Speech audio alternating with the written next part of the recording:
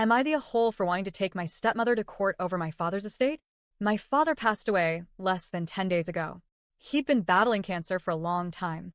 The decline was fast toward the end, but none of us were surprised when the time came. I'm in my 40s now, and my dad had been married to my stepmother, Kim, for about 20 years. For most of that time, my relationship with Kim was fine. We weren't especially close, but we were friendly. I was much closer with my dad. He and I spoke regularly on the phone, and I visited whenever I could. Even when he got sick, I tried to spend as much time with him as possible.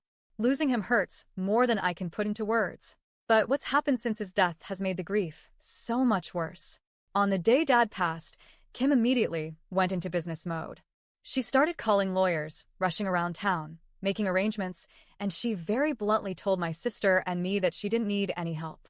Still, I offered anyway. I said I could help clean out his truck, tidy the house, run errands, whatever she needed. At the time, she accepted, and everything seemed okay between us.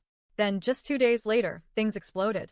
Out of nowhere, Kim sent my sister a text message saying that I had told someone my dad's death was suspicious. She said I was accusing her of foul play. This is absolutely false. I never said that. I don't even know who she could have been talking about. I had only spoken with a couple of close family members, and I was very clear with all of them that Dad's death was simply the natural end of his cancer. The thought that it was suspicious never crossed my mind. But Kim took this rumor and ran with it. She declared that I was not to contact her under any circumstances. When I heard this, I was stunned. I drove over to my dad's house, my childhood home, immediately to try to clear things up. The moment I arrived, Kim stormed out the back door, screaming at the top of her lungs. "Get the F*** out of here." Then she called the police.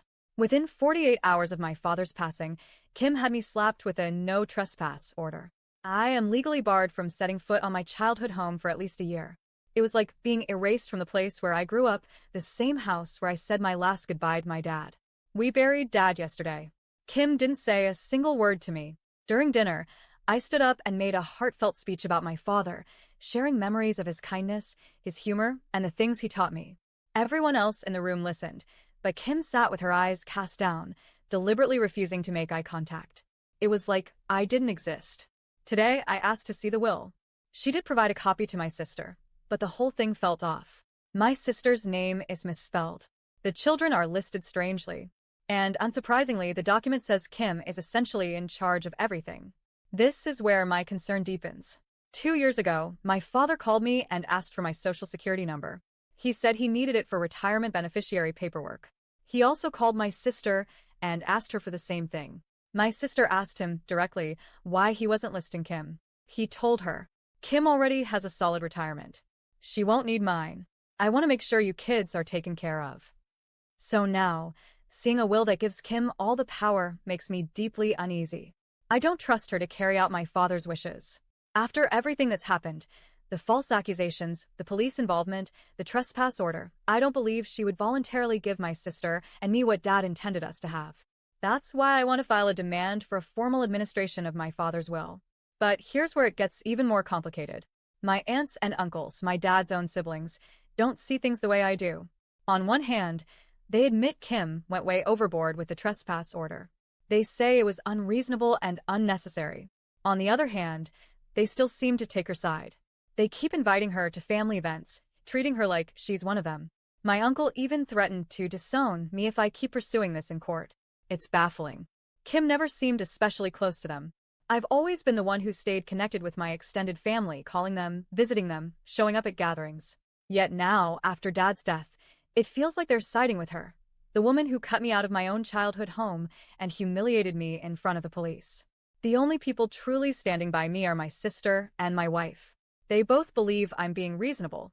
They agree that Dad wanted his retirement to go to us, not Kim. But almost everyone else acts like I'm the problem, like I'm just bitter or stirring up unnecessary conflict. I don't understand how I became the villain in this story. I love my dad. I want to honor what he told us he wanted. I don't trust Kim to do that.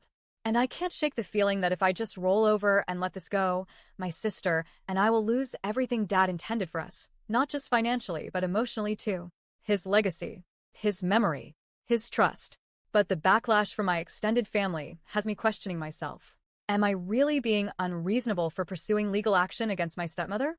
Am I dishonoring my father's memory by fighting his widow? Or am I right to protect what my dad told me he wanted? Am I the a hole?